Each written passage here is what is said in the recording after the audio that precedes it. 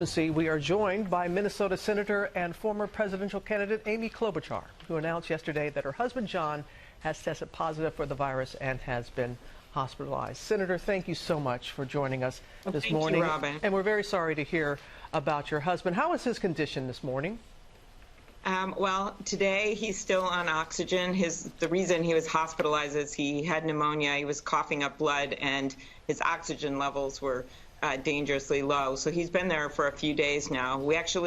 He got a test last Wednesday, and we didn't get the results till yesterday. And so that's when we found out, which we suspected over the weekend, that he had it. And that's the story of a lot of people. And I think one of the things I want to say is a lot of Americans have this and worse going on. And one of the hardest things about this disease is you can't go and visit your loved one. I would, as much as I love being on your show, I would rather be there with him right now. And I can't do that. All you can do is call and email and text and try to reach the caretakers who are taking care of them. I've never even met them, to get updates. And it's all Americans, as I said. This isn't just my story. Everyone's going to know someone in their family where this happens, or their friends. And I just want to say that that's who I'm thinking about right now. And it's the reason I'm here in my office, devoted to getting the funding we need for a medical surge and helping people who are out of work. Yes, and we want to talk about that because that bill is still pending. But did your husband have any underlying conditions before this that contributed at all? No. He's 52. He's very healthy, and we don't know how he got it, and no one around us got it. Maybe it was just a random thing, and he started to feel sick about 12 days ago or so. And the minute he started to feel like he had a cold, he sequestered himself, quarantined himself in the apartment. That's all he thought it was. But to be safe, he did that. And then that's where he stayed until he started coughing up the blood, and then he got the test.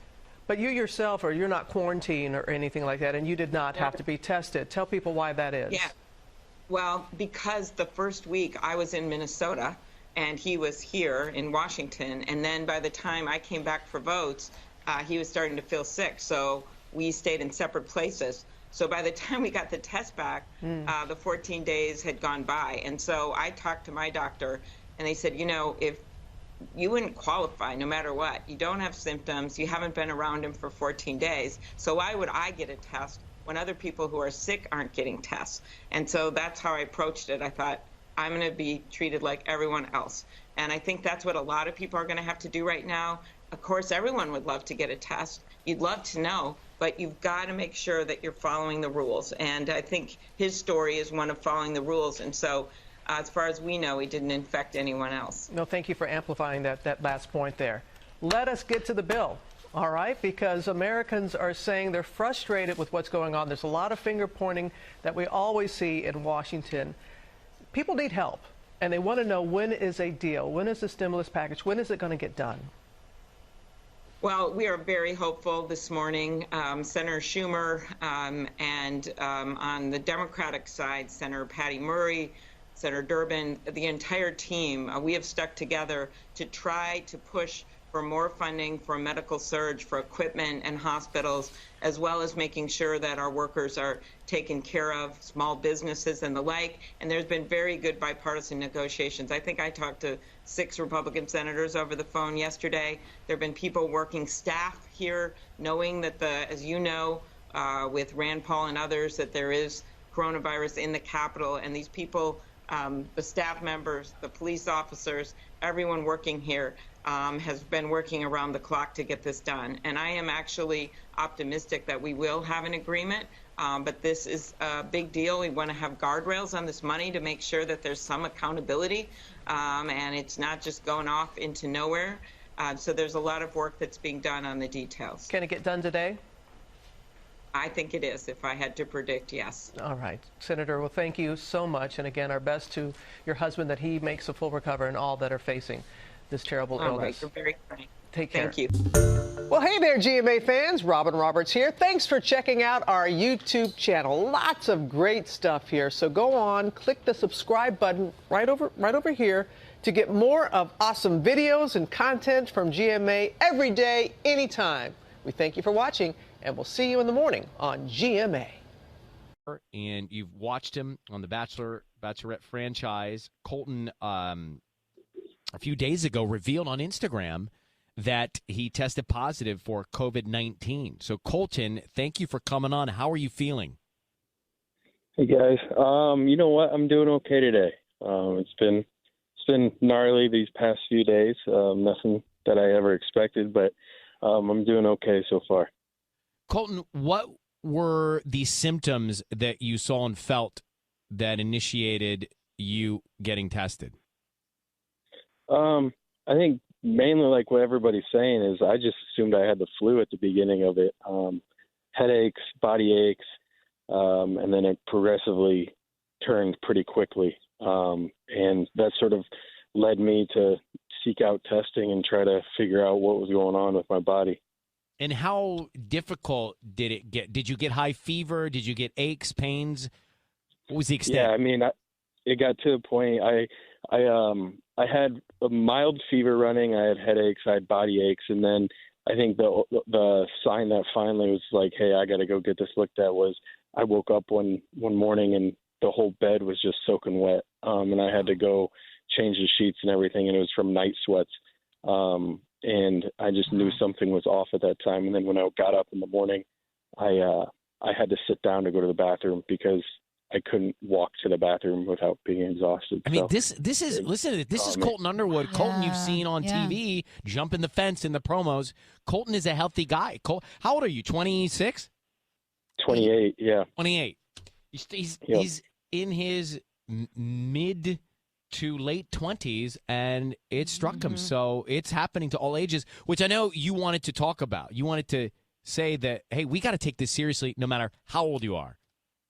Yeah. I mean, I think if you look at any benefit, obviously for me, my symptoms were, in my opinion, severe enough to go get tested and figure out what was going on. I was very lucky to find a doctor here in Orange County who I just went to their website. I called them myself, scheduled a consultation because you have to get approved to even get qualified for the testing out here. And I got approved and I went in and got the test. And I don't know. I just think right now it's important that everybody listens to stay in your house because this thing isn't pretty by any stretch of the imagination, and it affects everybody. It's not just elderly. It's not just people with pre-existing conditions, because I felt like I'm a healthy individual and I've had no history of anything severe, and this thing sort of crippled me in the last few days. Yeah. So where do you go from here? Are you feeling much better? Do you think you're coming out of it now? You know what? To be honest with you, I have no clue. I'm on the two medications that the news and the president have talked about. So I'm praying that those kick in. I think I'm on day 3 of those. So I'm hoping that those start to kick in, but I have read that the second week, and the health department called me to inform me that the second week is typically the hardest. So I'm hoping that, I don't know what – see, that's the scary part too, is I don't know how, when, or where I got this thing at. So I don't know what stage I'm at. Sure. But and how are you? Isolation. How are you coping with isolation, and what are you doing for your isolation? I'm with Cassie's family in Huntington, so I'm in their house. I actually have the third story to myself. They've left me up here, which is the smartest thing and best thing for the whole entire family. And I'm lucky enough that they have a little balcony, so if I need fresh air, I could step out and get fresh air. But they drop meals off and water off when I need it, and staying away and trying to keep them healthy. You're like Rapunzel, just the top of the tower. Exactly. Listen, man.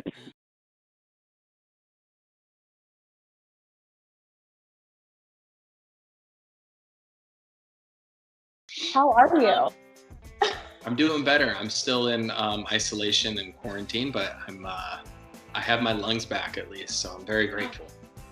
Oh, thank God. Oh my gosh. Well, thank you so much for doing this. Seriously, I know it's not an easy time. Yeah, I know. Thank you guys for having me on.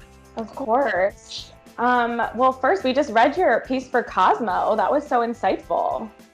Thank you. Thank you. I appreciate it. I hope if it could help anybody. I know I didn't list the medications on there, but they were the ones that the president recommended, and for legal purposes, I can't put them in writing, but they worked for me. So that's all I want to say. Mm-hmm. Definitely. Yeah. Why did you want to like kind of do a journaling kind of thing like that? Like, were you hesitant to release all of that? Yeah, I mean, I think that I wasn't hesitant from the very beginning of being diagnosed. I mean, there was a part of me midway through that I sort of felt dirty, and I felt like people were like looking at me as like this zoo animal. But I feel like a lot of people are going to go through this, and I want to at least shed some light on how it is. And you can take my experience for what it is, because it hits everybody else so differently, and different things work for different people. There's different symptoms and all of it. But I wanted to let young people know that this thing can get you too. It can knock you on your ass, and it doesn't matter how much you think you're prepared for it. It's real and it hurts. So. Oh my God. Well, how has quarantine been at Cassie's house? Cassie's family's house?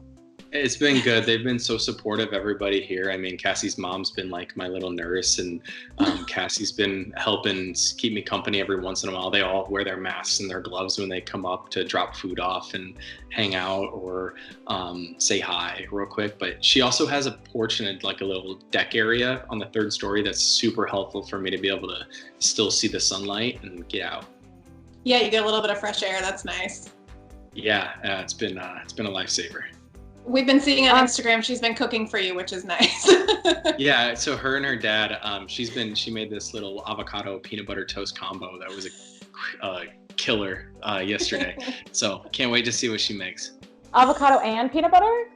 Yeah, we were running low on bread, so she decided to make a little halvesy. Wow, love that. Yeah, you just got to make sure you got to finish one side before moving on to the next, because it's a weird combo.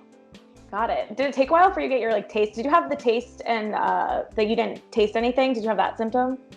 I did. Taste and smell went away for like 2 days. But at the time I was just focusing on recovering, that it didn't really matter.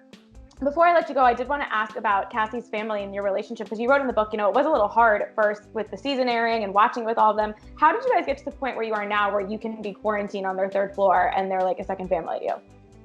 Well, it took a long time, and you know, we're obviously still working on our relationship too. And I think that it's just time and building trust, and letting them see me for who I am, not for a celebrity or the clout that I have or the pull that I have or who I know and who I was hanging out with on the weekend.